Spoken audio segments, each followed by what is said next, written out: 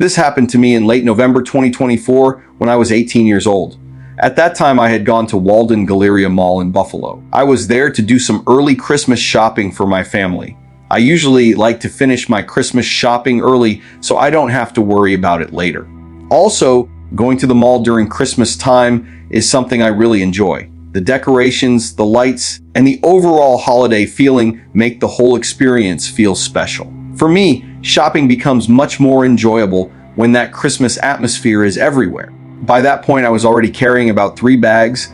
I had stopped at Victoria's Secret, Zara, and Sephora. From Zara, I bought gifts for my brother and my dad. From Sephora, I picked up some things for my sister and my mom.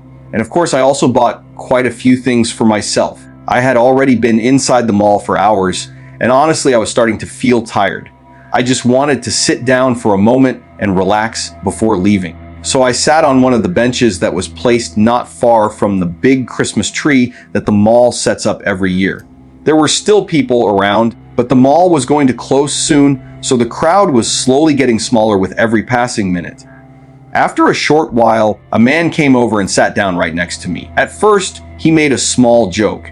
I laughed politely. He seemed like a harmless older man, maybe around 62 years old. In a strange way, he reminded me of a skinny version of Santa Claus, which was kind of ironic considering the time of year. We talked casually for a few minutes. Most of the conversation was normal, but a couple of things he said really stayed in my mind. He mentioned that he had been coming to this mall ever since it first opened, and he said he was worried that one day it might shut down. Then he suddenly said something else. He told me that I looked just like his daughter. Right after saying that, he pulled out his phone and showed me a picture of her. I looked at the photo carefully, but honestly, I didn't see any resemblance at all. The girl in the picture looked nothing like me. In fact, she didn't even look much like him either. The girl looked around 18 years old, and the man honestly looked old enough to be her grandfather. After a few more moments of awkward conversation, I started to feel like it was time for me to leave. So I stood up, gave a slightly awkward goodbye, and walked away. I didn't turn around to see if he was watching me. I usually try to avoid awkward situations as much as possible. I walked to my car and started driving home.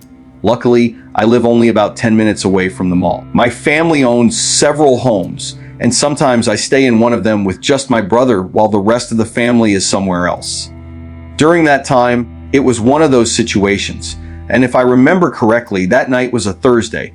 At that moment, everything still felt completely normal.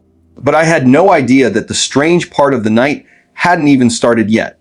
My brother studies at the University of Buffalo, and he usually goes out on Thursday nights. That night was no different. He had gone out, so I was at home by myself. Our house is located in a cul-de-sac with 2 other large houses nearby. When I turned right into the cul-de-sac, I drove around the circle toward our driveway. The layout of this cul-de-sac is a little unusual.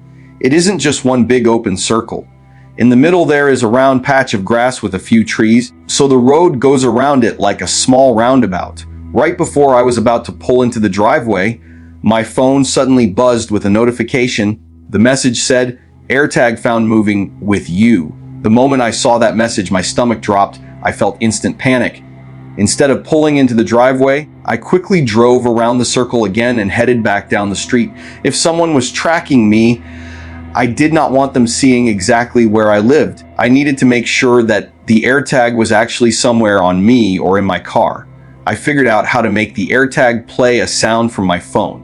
I honestly expected the sound to come from somewhere outside the car, but instead, I suddenly heard a faint beeping coming from one of my shopping bags. My heart started racing. I quickly grabbed the bag and started digging through it.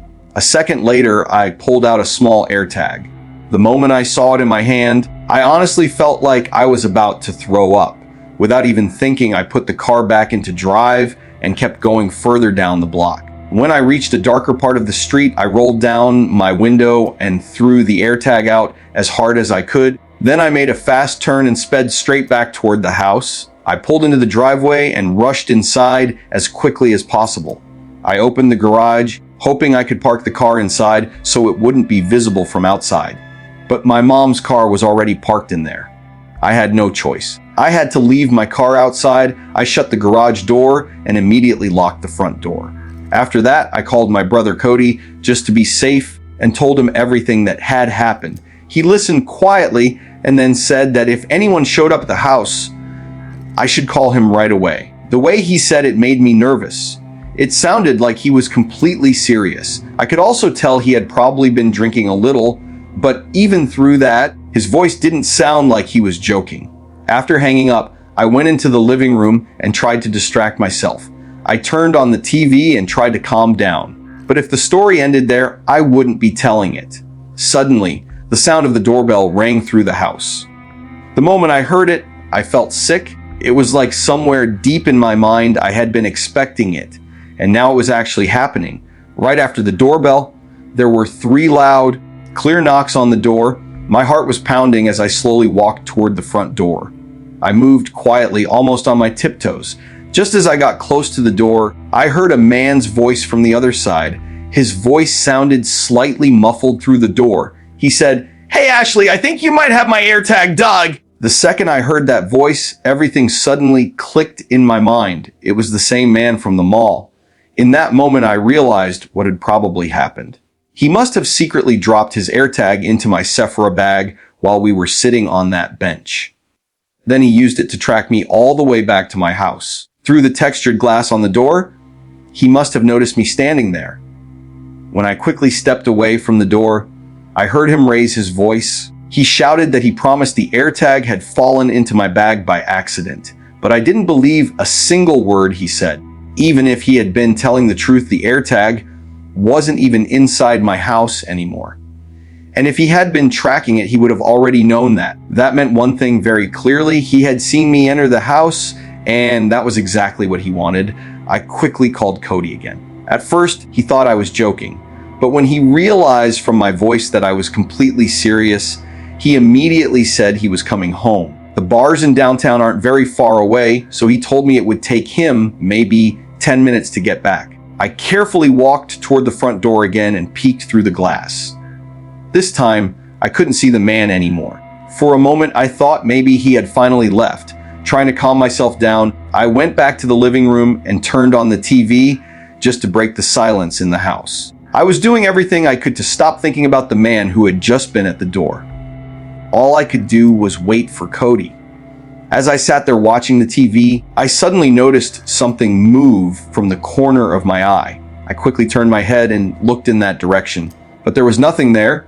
I sat still, trying to convince myself that it was nothing. Maybe the man had actually left. For a short moment, I almost believed that. But after a minute or two of staring at the TV, I suddenly heard that same voice again. This time it came from outside the window. The voice said, "I love it when they play dumb." My heart jumped into my throat. I slowly turned my head toward the window, and there he was. The man was standing right outside, his face pressed against the glass, staring directly at me. The moment he noticed that I saw him, he smiled. It was the same old man from the mall. He slowly lifted his hand and tapped on the window. Then he spoke again. "Don't pretend you don't know I'm watching you." My hands were shaking as I grabbed my phone and called Cody again. I was almost yelling into the phone, telling him the man was now standing at the window. Cody said he was almost home and told me to immediately call 911. I hung up and dialed 911 right away. While I was on the call, the man just kept standing there, staring at me through the window and smiling like this whole situation was some kind of game. I couldn't handle it anymore. I quickly left the living room and ran to the office room in the house because that room had no windows. I stayed there, waiting and listening. A few minutes later, I finally heard Cody's car pull into the driveway. Cody ran inside the house quickly. When we both looked back toward the living room window, the man was gone. Later, a police officer arrived and checked around the property. He searched the area carefully, but didn't find any footprints or any other signs that someone had been there. The officer also admitted he wasn't very familiar with the process of reporting an AirTag situation like this. However, he gave me a police report number and suggested that I contact Apple to start the process of tracking the owner of that AirTag. The next day, I actually tried to do that, but it turned out the process was much more complicated and involved legally than I had expected. After a couple of weeks passed without hearing or seeing anything else related to it, I slowly stopped pushing the issue. My guess is that the man saw my brother arrive and then saw the police show up, so he decided to run and never come back. But honestly, there is something about that night that still stays in my mind. I often think back to the picture of that girl he showed me on his phone, and I truly hope that girl was not someone he had kidnapped or done something worse to. I really hope it was just a random picture he found somewhere on social media. Because if it wasn't, then that thought is even more disturbing than what happened to me. What I know for sure is that this experience changed me. I'm not the same person I was before all of this happened. And deep down, I honestly feel like I probably never will be again. My name is Claire. This did not happen so long ago that I cannot remember it, but it also did not happen last week. The reason I feel okay talking about it now is because I do not live in the place where this story happened anymore. At that time, I had recently moved to a new city because I got a promotion at work. It was nothing very special, just a normal mid-sized city like many others. Life there felt quiet and ordinary at first. Then one Tuesday evening, something strange happened for the first time. I was driving back home after work. My commute was very short, only about 15-minute drive. I remember I was listening to a podcast while driving. Everything felt completely normal. Suddenly, my phone buzzed. At first, I thought it was just another normal notification, but when I looked at the screen, I saw something I had never seen before. The notification said, "AirTag found moving with you." For a moment, I honestly thought it had to be a mistake. Maybe someone had dropped their keys somewhere near my car in the parking lot. Another thought crossed my mind that maybe one of my friends was joking around with me. But the moment I opened the notification and read the details, a cold feeling ran through my body. The app showed that the AirTag had been moving with me for over an hour. That meant something very disturbing. It meant that the AirTag had been in my car during the entire drive, or even worse, it might have already been there in the parking lot before I even got inside my car. My heart started beating faster. While still sitting in the driver's seat, I immediately started checking everywhere. I looked in the back seat. I checked under the seats. I opened the glove compartment. Then I even pulled over and opened the trunk.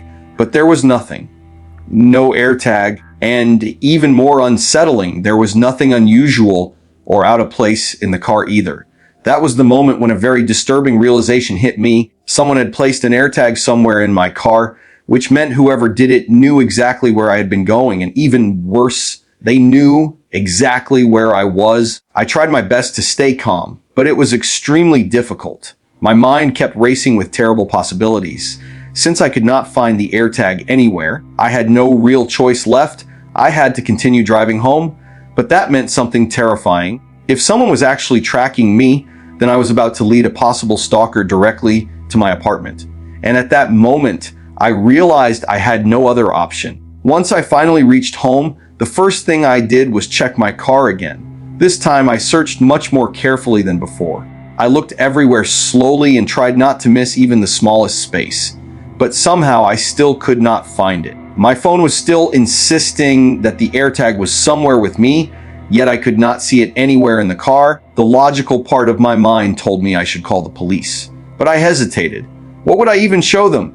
I had no device in my hand, and even if I had found it, there would still be no clear proof of who had put it there. So I tried to calm myself down by thinking about a few reassuring facts. My apartment building had fairly decent security, so even if someone knew where I lived, it was not exactly the worst situation. And it was not like I could go back in time and undo the drive home.